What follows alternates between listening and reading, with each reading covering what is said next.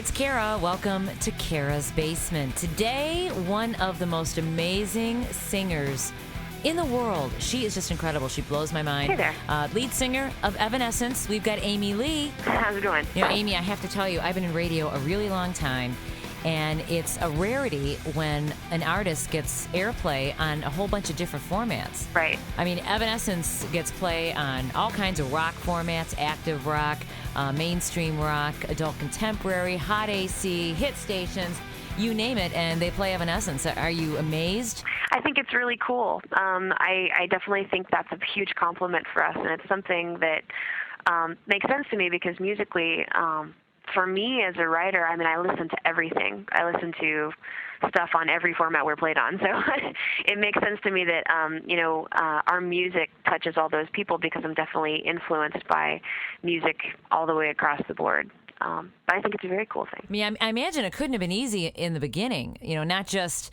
getting a bunch of different formats to play Evanescence, but specifically rock radio, playing a female lead singer, and songs that have piano. Was that a challenge? Well, I think we definitely faced, we definitely did face some, I don't know, what's the word, prejudice in the beginning, sexism, whatever it is. I just remember when Bring Me to Life was a single that we were trying to, push at radio and get play. And when they were going to the big stations that think they know everything in the big cities, a lot of them were saying, look, you got a song that, the first however many, 10, 15 seconds of is a girl on the piano. There's no way we're going to put this on active rock or whatever it is. But I hope, this is me maybe just being idealistic, but I think that really good music is going to speak for itself. And I think it was a great song, and the fact that it picked up really we owed to the fact that the fans were calling. And going, wow, why don't you play the song? The song rocks. They're playing it on this other station in this other town, and, I'm listening to it on the internet. It's incredible. You should play it. And then it sort of caught up and became a hit. And I hope, honestly, that can happen with great music still. That if something is good, even though it's different, it can be good. That's how we grow and change and find new eras of music. Your voice is so unique, so beautiful and haunting at the same time. I've got to know, do you have any professional vocal training, or is it just a natural ability that you have? Oh, thank you. No, you know what? I actually was a big choir nerd. I was in choir from being, as soon as it was something we could do in school, I think probably when I was 13, all the way through high school, and when I did take college for one whole semester. Choir is really the big thing in my life. I love it. And I think a lot of what I learned there was not only how to warm up the right way, but how to blend your voice and not always try to be standing out, but how to make it fit, as an instrument with other instruments. So I definitely learned a lot in choir, but I'm not really vocally trained, no. Sort of self-trained. It's really impressive because your voice is out of this world. All right, there's been a lot written about what's gone on with your band, the transition you've gone through, the new guys coming in, John and Rocky leaving. I'd just like to hear from your lips, what do you think kind of went wrong? Well, it's actually pretty simple. John and Rocky joined the band after Fallen was written and after Fallen was recorded. And they joined the band to be touring members of the band. And I don't think that means they should be treated any less and not have their picture on the album and all that stuff. So they definitely were brought on like full members, and we had every intention of keeping them around forever. And after Ben left the band, there was sort of this new feeling that we would all really be a real band and all write together, and everything would be perfect and happily ever after. But when it came time to write The Open Door, and we tried to write together, their writing, and actually Will's writing too, it just didn't work.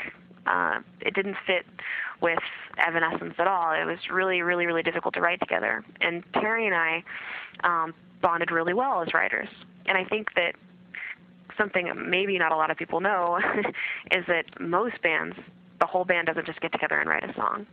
It's written by one or two or three people out of the band, and that's about it. And this is the case with us. It wasn't like we could really just sit down and write together, and that was very, very hard for John and Rocky. And they became just very bitter about it, but, decided to stay in the band anyway and stay on as just live guys. and they got to play on the record and everything, but it just wasn't enough for them, and they weren't satisfied creatively, which is definitely understandable to me. I'm very creative, and I guess I wouldn't want to be a part of something where I couldn't be creative either. So with touring, the more it went on and the more the new album did well, the more they expressed that they didn't like the new music, that they were unhappy, that they would rather be somewhere else. And we're trying to, I think, get record deals with different side projects that they had going on at the same time and that sort of thing. So they were planning on leaving us high and dry. So we went ahead and just made the cut where we could manage it and not cancel any shows. Yeah, it makes sense, but it couldn't have been easy. Not fun, but something that definitely had to happen. And ever since, it really has been a much happier thing being in Evanescence. It's not so much of a downer every day. You know, besides your stellar music, your videos are phenomenal. They are so original. They're so incredible. How much control do you have over your videos? A ton. I'm kind of a freak about it. Yeah? Yeah, I've written treatments before, and sometimes we do that and sometimes we don't. It's hard. Sometimes when I'm writing a song, I have to be really specific in my mind. A lot of your videos are so good. They're like little mini films. Yeah, thank you. I like that. I've always admired that of people that have done that. But other times I don't, and I'm kind of confused and want to have like a third-party idea. If you find a great director, their head can be just so creative and come up with the best, coolest ideas that I've ever heard. So Mark Webb is somebody he's the guy that we use for Call Me When You're Sober. And it was one of the ones that I was the most hands-off on. But, I mean, I love it. It's one of my favorite videos. Oh, yeah, it's mine too. He thought of something really great. And we, talked about it together. I mean, I'll have an idea and it'll be a scene out of it. But Lithium, I pretty much wrote the treatment from rain to snow. I don't know. I definitely want to be able to guide the thing and make it something like what's in my head. Speaking of videos, how did you get involved with the Johnny Cash video, and what made that so attractive to you? Well, I love this song. Johnny Cash is actually not somebody, and I'll just admit this, not somebody that I listen to a whole lot in my life. It's definitely a little bit before my time. And he started doing these interesting covers that really were awesome to me, like, more recently, obviously. But it's not something that I was big into. And then I heard the song, God's Gonna Cut You Down, and loved it. It's so creepy and real and amazing. So I fell in love with the song and got this weird mass email from, I guess, the director, Tony Kaye, that went out to a lot of different people that are in the video that he wanted to be in the video, and it just went out and said, hey, if you want to be a part of this, we want to show, just different people in the industry, whatever, I don't know, like in black or going through, representing darkness or the man in black, paying homage to the man in black in some way. And I don't know, I just thought it sounded amazing, and I really, really love the song.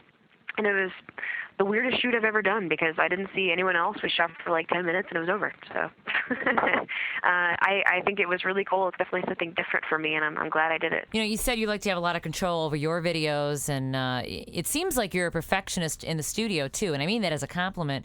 How do you feel about live shows? Are you tightly in control of those as well? I wouldn't call it being a perfectionist. You can't be a perfectionist when you're talking about the live show. So that's the whole point. It's live, and stuff's going to happen, and stuff's going to be different every night. And I think that's what's cool about it, is we've already made the recordings, and they're perfect. And they're finished, and they're like that forever, and you can listen to the CD any day, and it's going to sound exactly the same. But when you come to a live show, you get those little, I guess you'd call them mistakes, because they're there, mistakes and changes and parts when, the music moves you so much that you just have to do the solo differently or whatever. I think that's what makes it good, is that you can just do whatever you feel live. You've done some collaborations. What's been your favorite collaboration so far? To collaborate with, I think the Korn collaboration is my favorite so far. Freak on a Leash is a song that I've known for years and would listen to in my car before we ever got signed. And it's really amazing to me that I can actually be considered a peer with people like that, and that they would have called on me to do a different version of the song. And I think it sounds really amazing, and I'm just really proud to have been a part of it.